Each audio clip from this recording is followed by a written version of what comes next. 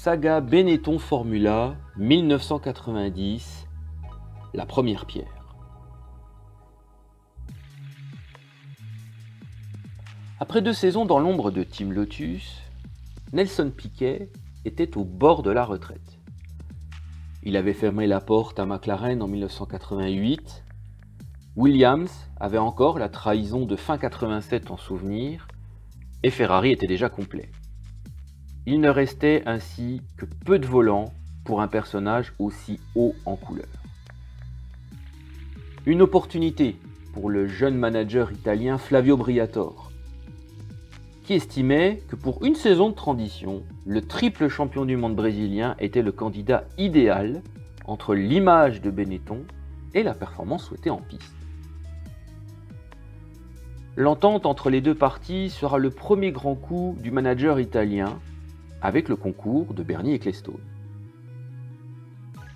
Alors que le triple champion du monde brésilien posa des clauses impossibles à ses équipes partenaires, Briatore lui imposa un salaire indigne de son palmarès, assorti d'un intéressement au résultat. Un marché aux allures d'une partie de poker accepté pour une seule saison. En parallèle, Briatore obtient le concours de l'ingénieur anglais John Barnard.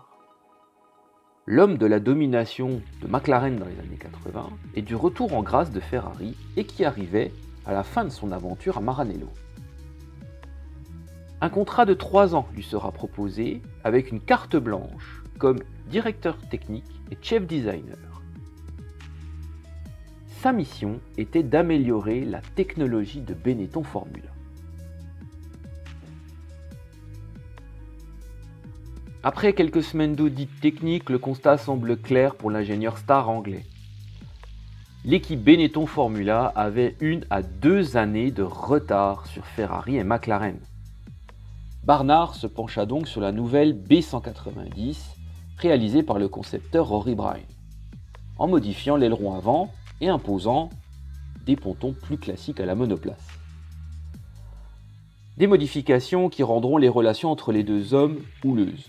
L'ingénieur sud-africain quitta l'usine pour se diriger vers Reinhardt avec Pat Simon au printemps 1990.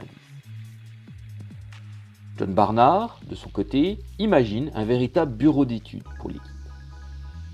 Une équipe de test et un centre de fabrication de carbone à Godalming. Puis, conclut un accord avec la Royal Aircraft Establishment de Farnborough pour utiliser leur soufflerie. Les premières esquisses de la B191 seront nées à partir de ces changements. Techniquement, de son côté, Flavio Briatore signa un accord de 3 saisons avec le constructeur américain Ford. Les moteurs n'étaient pas différents des autres clients de la marque à l'époque, mais l'accord permettait une exposition du logo bleu de la marque américaine sur les monoplaces en échange d'une réduction de 20% du prix de la location annuelle.